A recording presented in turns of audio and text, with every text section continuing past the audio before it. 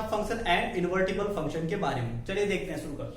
Let's suppose f and g be the two function, एक function f है एक function g है, तो इन दोनों का जो कॉम्पोजिशन होता है, कॉम्पोजिशन फंक्शन वो रिप्रेजेंट किया जाता है g ऑफ fx से, g ऑफ fx से। अगर fx एक फंक्शन है, gx एक फंक्शन है, तो इन दोनों का जो कॉम्पोजिशन होगा उसे रिप्रेजेंट किया जाएगा g ऑफ fx से। g ऑफ fx का मतलब कॉम्पोजिशन ऑफ फंक्शन। और ये वर्क कैसे करता है वो आप इस डायग्राम से समझ सकते हैं। जैसे फंक्शन कैसे वर्क करता है, फंक्शन एक टाइप का मशीन होती है, मैंने बताया था फंक्शन एक टाइप की मशीन की तरह वर्क होता है, जिसमें एक इनपुट दिया जाता है x और फंक्शन को जिस तरीके से डिफाइन किया जाता है उस तरह से आउटपुट आ जाता है fx। जिस तरह से डिफाइन किया गया हो उस तरीके से आउटपुट आ जाता है fx, जिसे हम y बोलते हैं। इस तरह से फंक्शन वर्क करता है।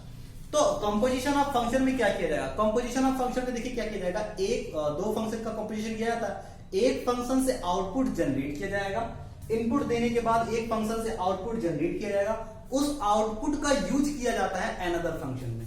जैसे इस डायग्राम में मैंने x इनपुट दे रखा है, ये कंपोजिशन ऑफ फंक्शन का डायग्राम रिप्रेजेंट किया गया है, जिसमें मैंने x इनपुट किया है।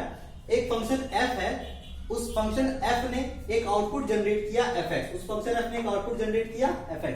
that fx is used as a input for the function g।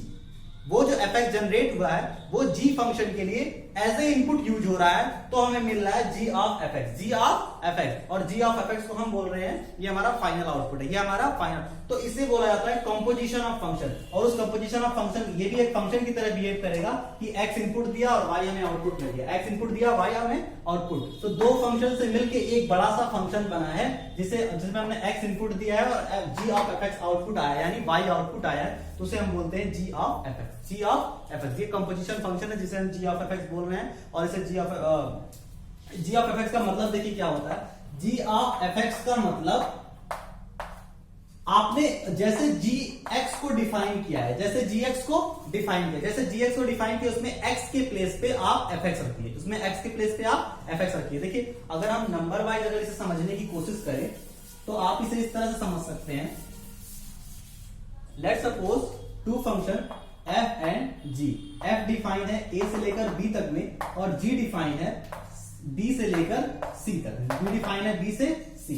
तो अगर एक सेट होगा ये a और b, 1 2 3 से हम मान ले a को, और इसे मान ले 4 5 6 मान लेते हैं, और 1 से आंसर 2 आ रहा है, f अगर फंक्शन अप्लाई कर रहे हैं 2 से 5 3 से 6। इसी तरह से अगर हम एक c फंक्शन मान लें जिसमें 4 आ रहा है, 7 आ रहा है, 9 आ रहा है और 8 आ रहा है, लेट्स सपोज 4 से वैल्यू 7, 5 से 4 और 6 से 9, ऐसे ही मान लेते हैं कोई भी फंक्शन। f फंक्शन ये डिफाइन किया गया, g फंक्शन ये डिफाइन किया गया। तो देखिए इस चीज को बोला जाएगा कंपोजिशन ऑफ फंक्शन, जिसमें ये इनपुट देने पर 1 2 इनपुट देने पर डायरेक्टली ये आंसर है, उस रिप्रेजेंटेशन को बोला जाएगा कंपोजिशन ऑफ फंक्शन। देखिए कंपोजिशन ऑफ फंक्शन वर्क कैसे कर रहा है, ये पार्ट f है, f होने का मतलब जब आपने f फंक्शन में a से इनपुट दिया और b में इनपुट गया, a से इनपुट दिया है b से आउटपुट आया, तो वो f कहला रहा है। f कैसे डिफाइन है, a से लेकर b तक का जो रिलेशन है वो f कहला रहा है, और b से लेकर c तक का जो रिलेशन है वो g कहला रहा है, b से लेकर c तक का जो रिलेशन है वो g कहला रहा है। तो देखिए जो f में 1 इनपुट करने पर जो रिजल्ट आ रहा है 4, f में जो 1 इनपुट करने पर जो रिजल्ट आ रहा है 4, उस 4 को हम फिर से g में इनपुट कर रहे हैं, तो हमारा फाइनल रिजल्ट आ रहा है g से रिलेट कर रहे हैं, फाइनल रिजल्ट 7 आ रहा है। यानी इसका मतलब अगर इसके कंपोजिशन में अगर आप कंपोजिशन को डिफाइन करते हैं g ऑफ fx इसे बोला जाएगा, g ऑफ fx को डिफाइन करते हैं और उसमें अगर x की वैल्यू आप 1 इनपुट करते हैं, x की वैल्यू 1 इनपुट करते हैं, तो 1 इनपुट करने से क्या होगा, 1 पे वो देखेगा fx की क्या वैल्यू आ रही है 4 वैल्यू को वो g में पुट करेगा, यानी f1 को पुट करेगा gx में। f1 क्या है 4 पुट करने पे कितना आंसर आएगा 7, तो g ऑफ fx की डायरेक्ट वैल्यू आ जाएगी 7, g ऑफ f1 की डायरेक्ट वैल्यू आ जाएगी 7। कहने का सिंपल सा मतलब है ये दो फंक्शन का कंपोजिशन होता है। कंपोजिशन कैसे होता है, एक फंक्शन से जो आउटपुट जनरेट होता है, एक फंक्शन से जो आउटपुट जनरेट हुआ उसे दूसरे फंक्शन के इनपुट के तौर पे कंसीडर किया जाता है, दूसरे फंक्शन के इनपुट के तौर पे कंसीडर किया जाता है। अच्छा, अगर इस तरह की कंडीशन है कि पहले का आउटपुट पहले का जो आउटपुट है दूसरे के इनपुट के तौर पे कंसीडर किया जा रहा है, तो इसकी जो फंक्शन होने की कंडीशन होगी, g ऑफ fx के डिफाइन होने की जो कंडीशन होगी, कंडीशन का आंसर भी हमें इसी में मिल जाएगा। देखिए लेट सपोज आप सपोज कर लीजिए कि fx जो जनरेट हुआ, fx जो जनरेट, हम जानते हैं फंक्शन कुछ पर्टिकुलर डोमेन में वर्क करता है, कुछ वैल्यू के लिए वो सेटिस्फाई करता है, फंक्शन एग्जिस्ट करता है, कुछ वैल्यू पे फंक्शन एग्जिस्ट नहीं कर रहा है, एग्जिस्ट नहीं करता है। तो लेट सपोज g में जो आप इनपुट दे रहे हैं, आप मान लीजिए g में जो इनपुट दे रहे हैं वो fx है, g में जो इनपुट दे रहा है वो fx है, fx यहां से जनरेट हुआ। अगर ऐसी वैल्यू जनरेट हो गई जिस पे g डिफाइन नहीं हुआ तो क्या करेंगे? तो g ऑफ fx डिफाइन ही नहीं हुआ। लेट सपोज यहां से एक ऐसी वैल्यू जनरेट हो रही है fx की जिस पर g डिफाइन नहीं है, जिस पर g डिफाइन नहीं, तो क्या उस पर g ऑफ fx डिफाइन होगा? अगर यहां पे वैल्यू डिफाइन नहीं होगी तो g से आंसर कैसे आएगा? जब g से आंसर नहीं आएगा तो g ऑफ fx भी डिफाइन नहीं होगा। तो हम कहते हैं कि g ऑफ fx यानी कंपोजिशन ऑफ फंक्शन, तभी आप कंपोजिशन ऑफ फंक्शन आप तभी डिफाइन कर सकते हैं, कंपोजिशन ऑफ फंक्शन तभी एग्जिस्ट करेगा जब फर्स्ट वाले फंक्शन का जो रेंज है, फर्स्ट वाले फंक्शन का जो रेंज है वो फर्स्ट वाले फंक्शन का जो रेंज है वो दूसरे वाले के डोमेन में लाई करना चाहिए। फर्स्ट वाले का फंक्शन का जो डोमेन है, फर्स्ट वाले फंक्शन का जो रेंज है वो सेकंड फंक्शन के डोमेन में लाई करना चाहिए, मतलब उसके डोमेन के एरिया के अंदर आना चाहिए। उसकी इस डोमेन में इसका जो रिजल्ट आएगा, जैसे लेट्स सपोज इसका जो रिजल्ट आ रहा है 4 5 6, तो g का इनपुट भी कम से कम 4 5 6 तो होना ही चाहिए। g का जो इनपुट होगा वो भी कम से कम 4 5 6 तो होना चाहिए। अगर g का इनपुट सिर्फ 4 और 5 हुआ और आपका fx जनरेट कर रहा है 4 5 6, अगर g का इनपुट सिर्फ 4 और 5 हुआ और fx जनरेट कर रहा है 4 5 6, तो हम कहेंगे g of fx not defined. g of fx not defined तब जब fx की वैल्यू 6 होगी, तब जब fx की वैल्यू 6 होगी तब। और अगर फंक्शन एक भी वैल्यू पे डिफाइन नहीं होता तो हम सीधे बोलते हैं कि फंक्शन नॉट डिफाइंड। किसी एक भी डोमेन पे अगर वो डिफाइन नहीं है तो हम बोलेंगे ये फंक्शन नहीं हो सकता। हमने बोला था कि डोमेन के हर एक वैल्यू पे कोई ना कोई आंसर आना चाहिए। तो इसकी g ऑफ fx के एग्जिस्ट करने की कंडीशन क्या हो गई? g ऑफ fx के एग्जिस्ट करने की कंडीशन भी यही है कि जो पहले फंक्शन का g ऑफ fx मतलब fx का जो रेंज होना चाहिए वो g के डोमेन के अंदर लाई करना चाहिए, d के डोमेन का सबसेट होना चाहिए। आप ये कह सकते हैं g के डोमेन का ही सबसेट होना चाहिए या उसके इक्वल हो। ये कंडीशन है, ये कंडीशन तो मस्ट अप्लाई करने के लिए। चलिए देखिए इसमें कुछ क्वेश्चन सॉल्व करते हैं। पहला क्वेश्चन एनसीईआरटी का है जिसमें f को डिफाइन किया गया, g को f को बताया गया कि f में इनपुट कहां से आएगा b में, और f की वैल्यू दे रखी है कि फंक्शन कैसे है, 1, 2 एग्जिस्ट कर रहा है, 3, 5 एग्जिस्ट कर रहा है, 4, 1 सिमिलरली g में एग्जिस्ट कर रहा है। हमें ये बताना है कि whether write down g of f बताना। g of f का मतलब क्या होता है? g of f का मतलब क्या होता है? g of fx। और g of fx कैसे राइट डाउन करेंगे? g of fx write down करने के लिए x इनपुट देना पड़ेगा। देखो g of fx का मतलब होता है g के अंदर जैसे आप x रखते हैं वैसे ही आप fx रखिए, वैसे ही आप fx रखिए, ये मतलब होता है g का। g of fx का मतलब g with in bracket fx, यानी जैसे gx डिफाइन होता है तो gx में आप क्या करते हैं? यहाँ x की वैल्यू पुट करते हैं, gx की वैल्यू आती है, वैसे ही यहाँ x नहीं fx पुट करेंगे, ये g of fx का मतलब होता है। इसी तरह से f of gx का क्या मतलब होगा? f of gx का मतलब होगा f with in bracket gx, f with in bracket gx, ये कंपोजिशन ऑफ फंक्शन होता है। तो देखिए इस क्वेश्चन को सॉल्व कैसे करेंगे। हमें वो जैसे f ये बनाया गया है, g वो बनाया गया, उसी तरह से हमें g ऑफ f बनाना है, g ऑफ f बनाना है। तो देखिए फंक्शन का नाम लिया गया इस तरह से ना, g ऑफ f, तो उसमें x हम इनपुट देंगे, ये आउटपुट आएगा, x इनपुट देंगे, ये आउटपुट आएगा, और उसी इनपुट को विद इन ब्रैकेट इस तरह से लिखना है। तो देखिए कैसे होगा।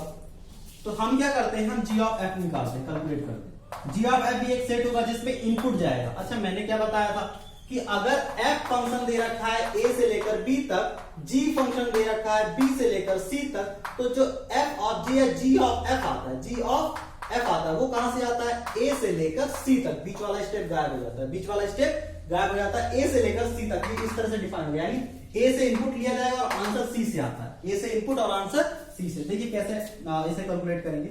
इसे आप दिमाग के अंदर लेके चलिए कि ये g ऑफ fx है, g ऑफ fx है, जिसमें x इनपुट देंगे और g से आंसर आएगा। देखिए इनपुट हम देते हैं, इनपुट हमारा a से आएगा, let suppose input is 1, let suppose input is 1, तो 1 पे क्या होगा? 1 पे ये अंदर f1 बन जाएगा। अगर ये f1 बन गया तो f1 की वैल्यू कितनी है? फंक्शन पे जाइए, f ये रहा, f1 पे वैल्यू देखिए, f1 पे 2 है, तो f1 की वैल्यू 2 है, तो ये पूरा जो fx है वो 2 बन गया। अगर पूरा fx 2 बन गया तो g ऑफ 2 बन जाएगा, और g ऑफ 2 का मतलब क्या हुआ?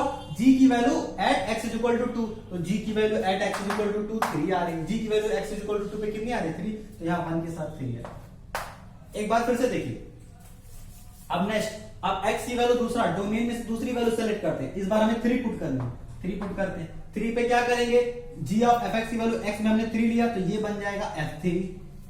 g के अंदर ब्रैकेट में f3 है, f3 होता क्या है, f3 इस फंक्शन की 3 पे वैल्यू है, 3 पे वैल्यू 5 है, f3 की वैल्यू हो गई 5। g ऑफ 5 बताना, g ऑफ 5 का क्या मतलब, g फंक्शन में 5 पे जो वैल्यू आएगी, g फंक्शन में क्या है 5 पे वैल्यू 1 है, तो यहां लिख दिया 5 पे वैल्यू 1, 3 पे आ गया 1, 3 पे आ गया 1, यानी 3 इनपुट देने पे ये फंक्शन इस तरह से डिफाइन। फिर से एक बार नेक्स्ट हमारा डोमेन कौन सा बचा, 4 बचा, 4, तो 4 पे हमें वैल्यू देखनी है, तो 4 हम x के प्लेस पे पुट करेंगे, ये बन जाएगा f ऑफ 4। f ऑफ 4 की वैल्यू यहां से निकालते हैं, यानी फंक्शन की value at x is equal to 4, function की value at x is equal to 4 कितनी है 1, यानी f4 की वैल्यू 1 हो गई, f4 को हटा दिया 1 लिख दिया। अब आया g1, g1 का मतलब g की वैल्यू एट 1, g की वैल्यू एट 1 3 है, यानी g की वैल्यू एट 1, g1 की वैल्यू आ जाएगी 3, यानी यहां आ जाएगा 3। तो इस तरह से g ऑफ f डिफाइन हो जाएगा। तो जैसे g ऑफ f डिफाइन हुआ वैसे f ऑफ g भी आप डिफाइन कर सकते हैं। नेक्स्ट क्वेश्चन की तरफ बढ़ते हैं।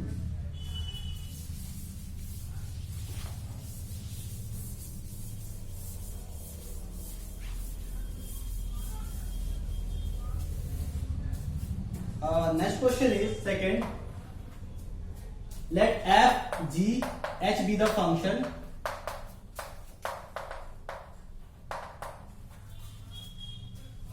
from r to r, r to r, r to r function को डिफाइन किया गया f, g, h को, f, g, h को r to r डिफाइन किया, हमें ये प्रूफ करना है f plus g of h, f plus g of h is equal to f of h plus g of h। First question, तो देखिए first question कैसे solve करेंगे, f of g of h is equal to f of h plus g of h। देखिए f of g of h क्या होता है, f of g of h होगा f plus g of h लिखा है, इसका मतलब with in bracket hx। Similarly इसे अगर और सॉल्व करें तो ये बन जाता है, याद करिए मैंने आपको क्या बताया था, एडिशन ऑफ, जब हम ऑपरेशन ऑफ फंक्शन पढ़ रहे थे तो f प्लस gx का क्या मतलब होता था, f प्लस gx का मतलब होता था fx प्लस gx, यही तो मतलब होता था जब हम उसमें operation of function, algebra of function पढ़ रहे थे। अगर आप लोग उसे नहीं देखा तो एक बार उसे आप लोग उसे देख लीजिएगा उस वीडियो को। f plus g of x का मतलब होता था fx प्लस gx, ये ऑपरेशन ऑफ फंक्शन में आता है। तो उसी तरह से यहां भी f प्लस gx बराबर क्या आ जाएगा, f of hx plus g of hx, f of hx plus g of hx।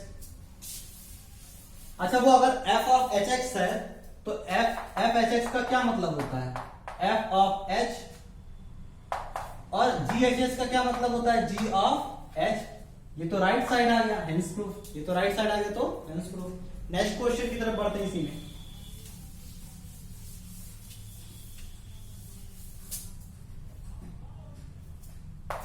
f into g of h is equal to f of h into g of h।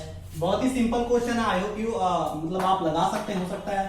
कैसे, इसका मतलब लिखेंगे f into g of h x हो जाएगा। ये याद करिए मैंने पहले ही बता रखा है, f into g of x क्या होता था, f into g of x बताया गया था F x into g x के बराबर होता है, f x into g x के बराबर होता है। तो उसी तरह से f into g of h x किसके बराबर होगा, f of h x into g of h x.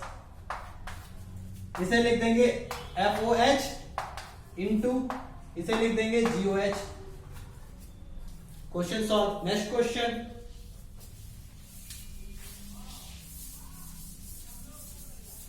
ये सब बहुत सिंपल क्वेश्चन है। Next question is third, g of f and f of h find करना है। g of f and h of g of h, g of f and h f of g find करना है।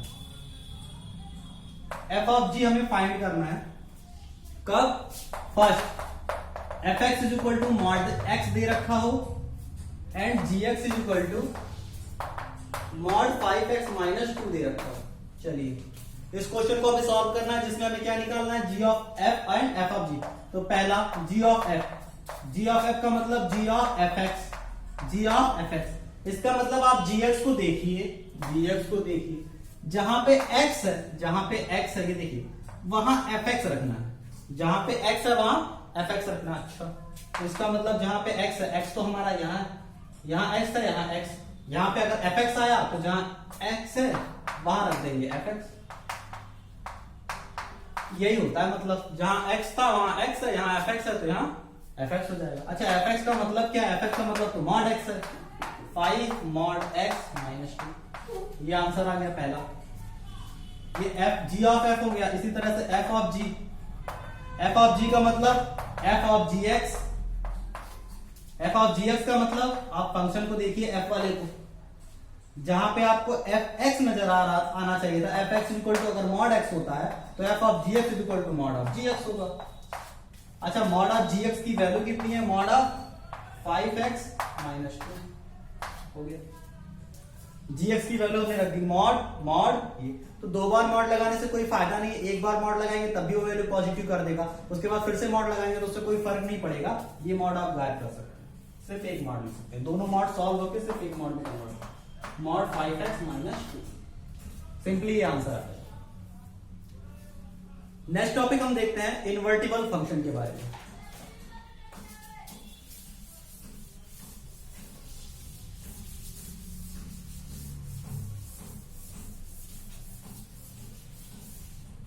और याद करिए मैंने बताया था कि इनवर्टिबल फंक्शन जो होता है वो 1 1 और ऑन टू होना चाहिए। जो फंक्शन 1 1 ऑन टू होगा वही इनवर्टिबल होगा और उसी का आप इनवर्स फाइंड कर सकते हैं, उसी का आप इनवर्स फाइंड कर सकते हैं। तो पहले हम देखते हैं इनवर्स का मतलब क्या होता है, फिर इनवर्टिबल की बारे में बात करेंगे। देखिए इनवर्स का मतलब क्या होता है, जैसे एक आप सपोज कर लीजिए कि एक फंक्शन दे रखा है, एक फंक्शन दे रखा है एफ ए से लेकर बी तक, एफ ए से लेकर बी तक, जिसकी वैल्यू 1 2 3 4 एंड 4 7 8 9 ये दे रखी है। 1 इससे रिलेट, 2 इससे रिलेट, 3 इससे रिलेट, 4 इससे रिलेट, ये एक एफ दे रखा है। तो इसका इनवर्स क्या होगा? इसका इनवर्स एक फंक्शन जी होगा from B to A, from B to A होगा। इनवर्स का मतलब जो इसमें डोमेन था वो रेंज, वो कोडोमेन बन जाएगा, जो कोडोमेन है वो जो कोडोमेन है वो डोमेन बन जाएगा। या आप ये कह सकते हैं जो रेंज था, रेंज और कोडोमेन, अगर वो फंक्शन 1 1 ऑन टू है तो कोडोमेन और रेंज दोनों आपस में इक्वल होते हैं। तो आप इसे या तो कोडोमेन बोल दीजिए या रेंज बोल दीजिए। मैं सिंपली रेंज बोलता हूं क्योंकि उससे याद भी रहेगा कि फंक्शन 1 1 ऑन टू होना चाहिए, ठीक है। तभी इनवर्स फाइंड भी हो सकता है। अगर मैं कह रहा हूं कि जी उसका इनवर्स है, इसका मतलब ये 1 1 ऑन टू रहा होगा, ठीक है। तो हमें बी से लेकर ए तक डिफाइन करना पड़ेगा। बी से लेकर ए तक क्यों, बी से लेकर ए तक हम क्यों बोलेंगे? क्योंकि इनवर्स का मतलब यही होता है, इनवर्स का मतलब ये होता है कि एक फंक्शन आपने बनाया था, आपने एक फंक्शन, मैं इनवर्स का आप सिंपली एक मतलब बताऊं कि आपने एक मशीन बनाई थी, मशीन में आपने इनपुट दिया था, उसने आउटपुट में कन्वर्ट कर दिया। अब आप दूसरी मशीन बना दीजिए जो उस आउटपुट को फिर से इनपुट में कन्वर्ट कर दे, तो वो मशीन इस मशीन का इनवर्स कहलाएगी, ठीक है। आपने एक फंक्शन बनाया था जो इस इनपुट को आउटपुट में कन्वर्ट कर रहा था, आप एक और फंक्शन बना दीजिए जो इस आउटपुट को, यानी जो 4 7 8 9 को फिर से 1 2 3 4 में कन्वर्ट कर दे। 4 को 1 में, 2 को 8 में, और 7 को 3 में, और 9 को 4 में। आपने एक ऐसा फंक्शन बनाया जी जिसने फिर से आउटपुट को इनपुट में कन्वर्ट कर दिया, आउटपुट को इनपुट में कन्वर्ट कर दिया 1 to 5। तो हम बोलेंगे कि ये जो जी है वो इस फंक्शन एफ का इनवर्स है। जो जी है वो इस फंक्शन एफ का इनवर्स है, यानी जी ऑफ जो एक्स है वो एफ इनवर्स एक्स है। तब हम बोलेंगे जी एफ इनवर्स एक्स, एफ का इनवर्स फंक्शन। तो इनवर्स इस तरह से तो पहले डिफाइन होता है। पहली चीज तो ये कि इनवर्स का ये मतलब होता है कि आपने कोई फंक्शन लिखा है, फंक्शन में कुछ डोमेन है, डोमेन पे कुछ वैल्यू आ रही है। अगर आपने एक ऐसा फंक्शन बना दिया जिसने वो जो वैल्यू आई थी उससे फिर से जनरेट करके 1 2 3 4 ला दिया, जनरेट करके 1 2 3 4 ला दिया, तो वो उसका इनवर्स कहलाएगा। ये हमारा मेन इनवर्स का मतलब होता है। अच्छा, अब मैंने ये क्यों बताया था कि इनवर्स होने के लिए फंक्शन का इनवर्टिबल होना जरूरी है, इनवर्स होने के लिए फंक्शन का 1 1 ऑन टू होना जरूरी है, इनवर्टिबल का मतलब 1 1 ऑन टू होना चाहिए। ये मैंने क्यों कहा था? लेट सपोज हम बाय बाय चेक करते हैं। पहले हम सपोज कर लेते हैं कि 1 1 की कंडीशन कंपलसरी है। हम मान लेते हैं कि वो फंक्शन, हम मान लेते हैं, पहले एक बार मान ले रहे हैं कि वो फंक्शन 1 1 नहीं है। Late suppose the function is not 1 1। जिसका हमें इनवर्स फाइंड करना है वो फंक्शन 1 1 नहीं है। 1 2 3 4 5 6 7, 1 भी 5 से है और 2 भी 5 से, 3 4, ये फंक्शन होगा अगर ये 1 1 नहीं है। A to B इसी टाइप का फंक्शन होगा अगर ये 1 1 नहीं है। अगर हमारा फंक्शन 1 1 नहीं है तो इस टाइप का होना चाहिए। चलिए हम इसका इनवर्स फाइंड करके देखते हैं। तो इसका इनवर्स कुछ G आएगा जो B से A एग्जिस्ट करेगा, और कैसा आएगा वो इस तरह से आएगा 5 6 7 और 1 2 3 4। तो 5 पे 1 आना चाहिए, 5 पे 2, 6 पे 3 आना चाहिए, 7 पे 4। आपको क्या लगता है इसमें क्या प्रॉब्लम हुई होगी? इसमें मेन प्रॉब्लम ये है कि आपने जो जनरेट किया है वो फंक्शन ही नहीं है, वो फंक्शन ही नहीं है। यानी अगर आप इनिशियल में जो आप फंक्शन ले रहे हैं वो अगर 1 1 नहीं हुआ, तो उसका अगर आप इनवर्स निकालने जाएंगे तो जो इनवर्स का हमारा आंसर आएगा वो फंक्शन ही नहीं होगा। 1 1 की तो बात की बात है, वो फंक्शन ही नहीं। इनवर्स फंक्शन होने की बाद में बात, वो खुद फंक्शन ही नहीं होगा, खुद भी फंक्शन नहीं होगा। यानी आपके पास जो फंक्शन था 1 2 3 4 जो मिनिमम फंक्शन था, इसका अगर आप इनवर्स निकालने की कोशिश करें तो आपको जो फंक्शन मिलेगा वो एक्चुअली में फंक्शन ही नहीं है। फंक्शन ही नहीं होने का क्या मतलब? ये देखिए एक इनपुट पे एक से ज्यादा वैल्यू आ रही है, ऐसी फंक्शन की कंडीशन नहीं होती। अगर ऐसी कंडीशन नहीं होती तो ये फंक्शन ही नहीं है। और जब ये फंक्शन ही नहीं तो इनवर्स कहां से होगा? इसका मतलब अगर फंक्शन हमारा इनिशियल फंक्शन वो अगर 1 1 ना हो तो हम इनवर्स नहीं फाइंड कर सकते। वो यहां से पता चलेगा। उसका रीजन क्या है कि इनवर्स अगर वो फंक्शन 1 1 नहीं है तो उसका इनवर्स नहीं फाइंड किया जा सकता। इनवर्स इसलिए नहीं फाइंड किया जा सकता क्योंकि अगर हम इनवर्स फाइंड भी करेंगे तो वो फंक्शन ही नहीं आएगा, वो नॉट ए फंक्शन होगा। मतलब ठीक है, आप समझ रहे हैं कि ये फंक्शन होगा ही नहीं। इसलिए फंक्शन का 1 1 होना तो मस्ट है, 1 1 तो होना ही चाहिए। नेक्स्ट कंडीशन पे आते हैं ऑन टू। नेक्स्ट कंडीशन पे क्या आते हैं? On to. ऑन टू होना क्यों कंपलसरी है? हम सपोज कर लेते हैं कि वो फंक्शन ऑन टू नहीं है। ठीक है, हम एक बात एग्जांपल के तौर पे सपोज कर ले रहे हैं।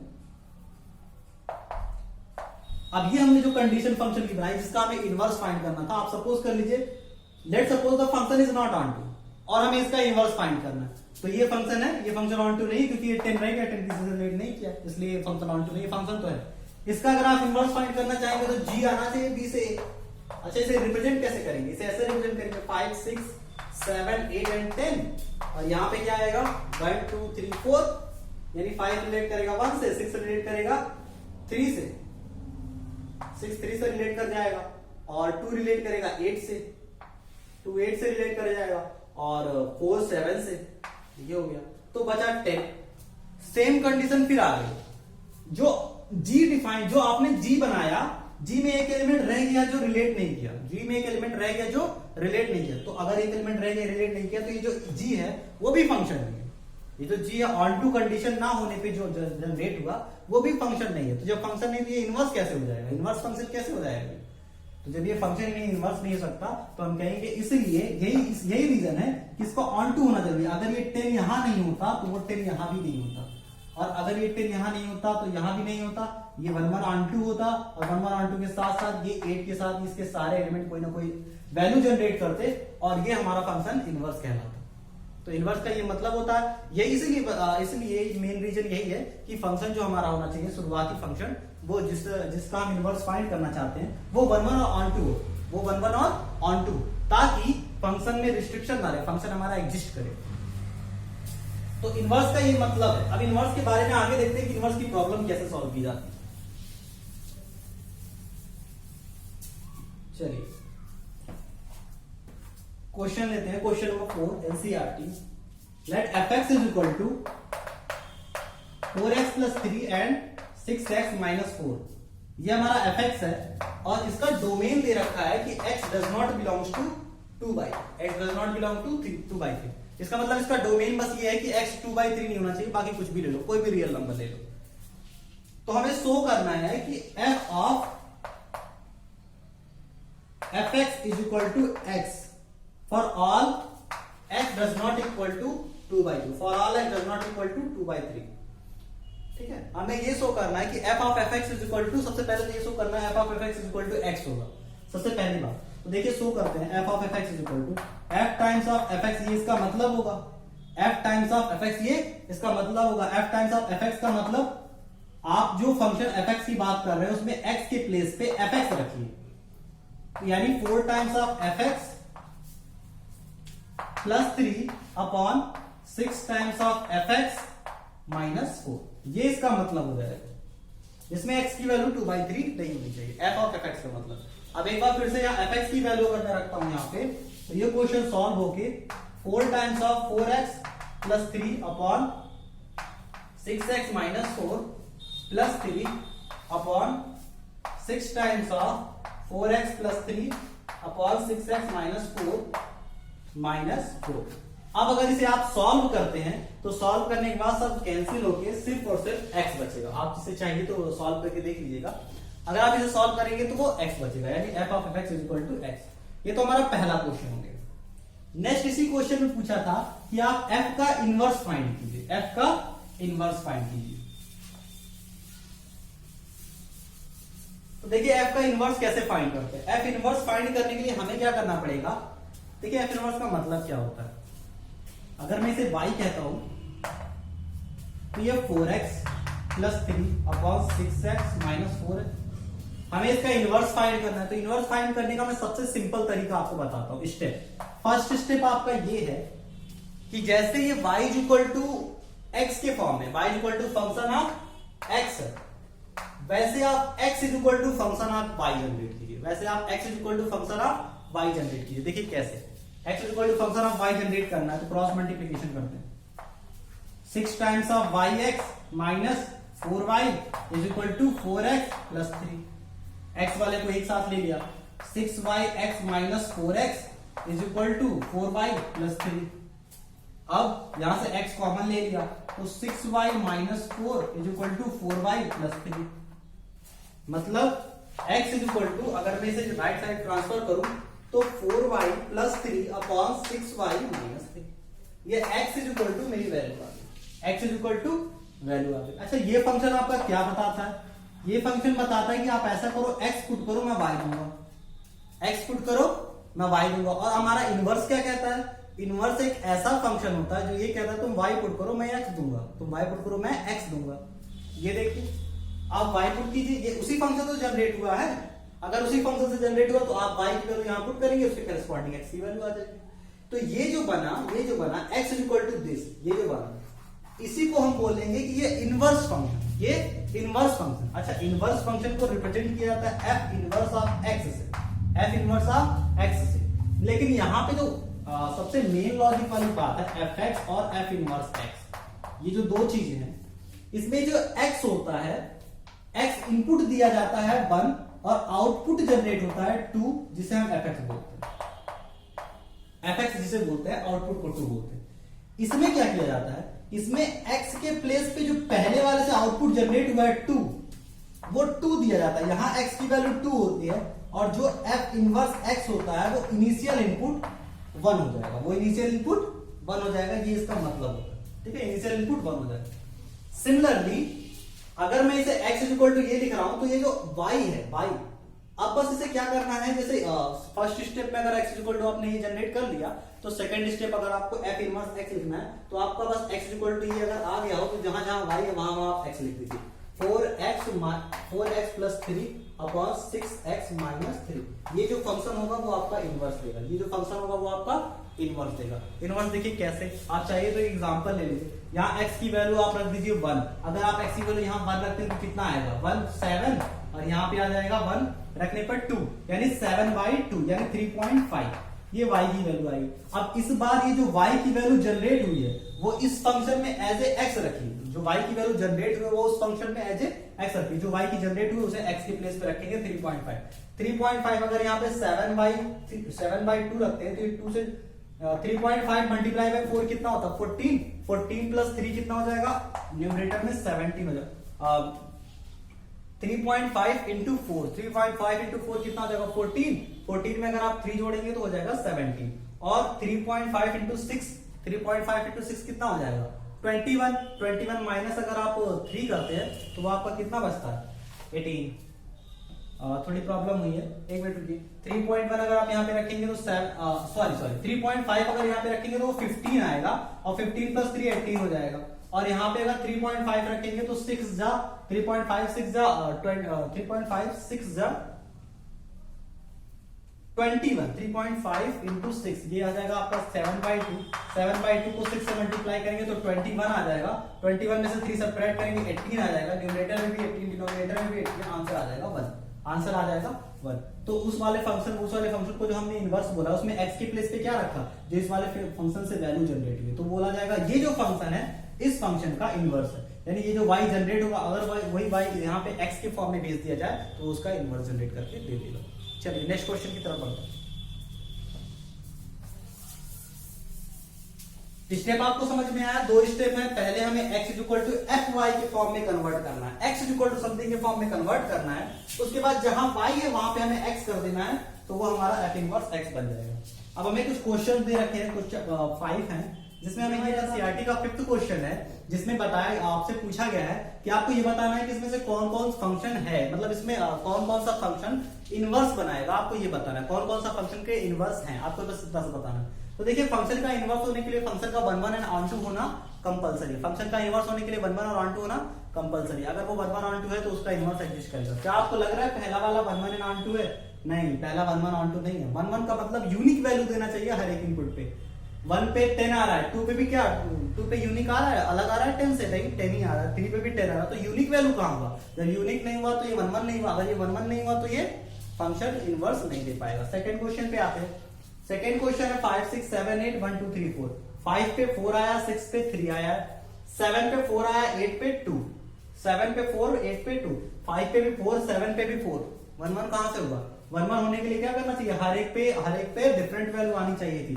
5 और 7 पे सेम वैल्यू आ रही है, 1 1 नहीं है तो ये इनवर्स एग्जिस्ट नहीं करेगा इसका। नेक्स्ट क्वेश्चन की तरफ बढ़ते हैं।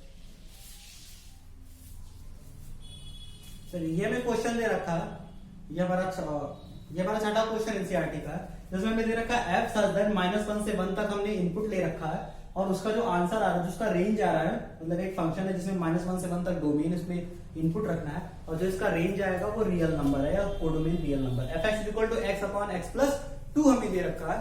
हमें ये इसका इनवर्स फाइंड करना है। हमें क्या करना है? इसका इनवर्स। और हमें बताया गया कि ये फंक्शन 1 1 ऑलरेडी है, ये फंक्शन 1 1 है। अगर ये फंक्शन 1 1 है और ये फंक्शन ऑन टू, ये फंक्शन ऑन टू है। देखिए कोई भी रियल नंबर आप ऐसा नहीं कि कोई भी आप रियल नंबर बचाए, इसलिए हर एक रियल नंबर आप फाइंड कर सकते हैं। ये ऑन टू फंक्शन ऑलरेडी है, 1 1 ऑन टू है, तो हमें इसका इनवर्स फाइंड करना है। तो इनवर्स फाइंड करने के लिए मैंने 2 स्टेप प्रोसेस बताया। पहला स्टेप क्या है?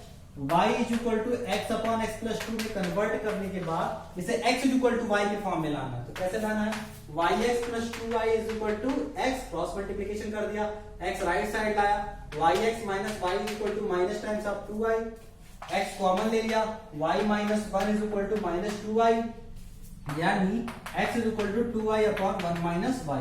ये हो गया इस फंक्शन की x is equal to something function की वैल्यू। अगर वो x इज इक्वल टू आ गया तो इसका इनवर्स कैसे लिखते हैं? मैंने आपको बताया था इनवर्स लिखने के लिए आपको क्या करना पड़ेगा? f इनवर्स x करना पड़ेगा और ये जो x is equal to something आया है उसमें y के प्लेस पे आप x रख दीजिए, बस आपका यही इनवर्स हो जाएगा। यही आपका क्या हो जाएगा? Inverse function.